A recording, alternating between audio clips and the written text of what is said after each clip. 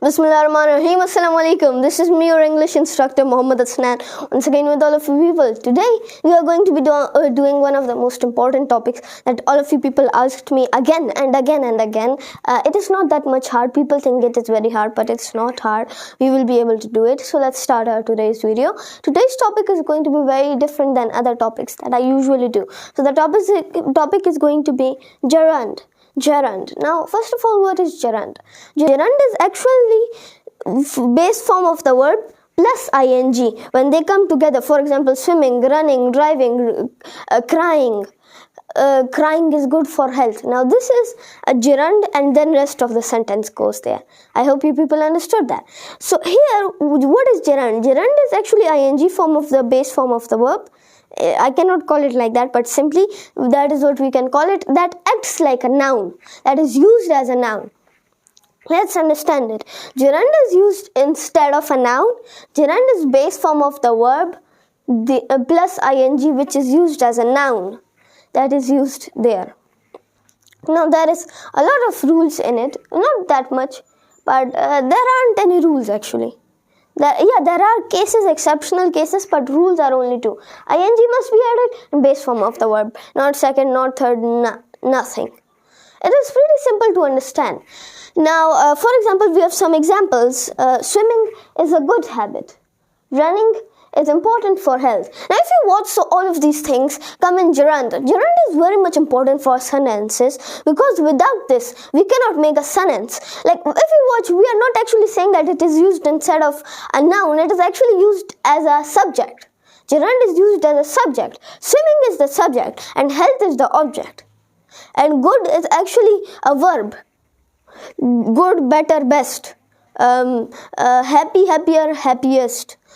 Ate, eat, ate, eaten, like that.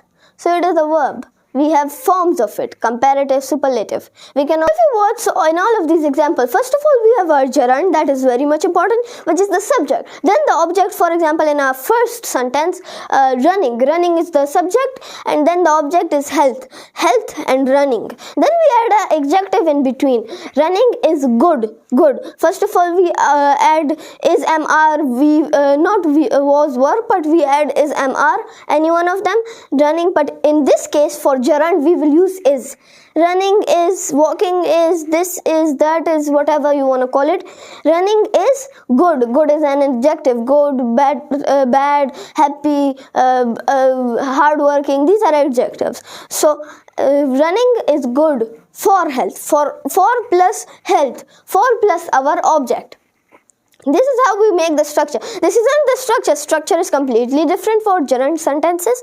But I'm explaining in simple words. Because if you want, so we can call it, like in grammar, we don't call it a subject. Gerund. We call it gerund. Gerund plus is, mr, plus adjective, plus this, plus that. That is now how we do a whole sentence of gerund. So gerund is mainly just used to make sentences easier. Just use as an easier option to multiple. Like, it would be so much hard if you say that it is good for health, for us, for swimming. It will not make sense. So instead we have to use gerund. Swimming is good for our health. We cannot say our health has a benefit from swimming. It makes no sense. Yes, it can be used, but in the old English. In the old English they used to say, swimming is a beneficial thing for our health. Now we can use the same, but it will not take the same meaning as it has. I hope you people understood gerund. It was very confusing for some of you people, but I don't think it is confusing. It is really easy. In the end, I was like, wait, what? It is so easy. So like, what should I say about it? But I explained it. I hope you people understood my explanation. Any questions? You guys can ask it in the comments. I'm making another question answer session for you people. So inshallah, until that time, thank you so much and Allah Hafiz. My next video, spoiler alert, is going to be about phrases. A lot of people have been asking about phrases.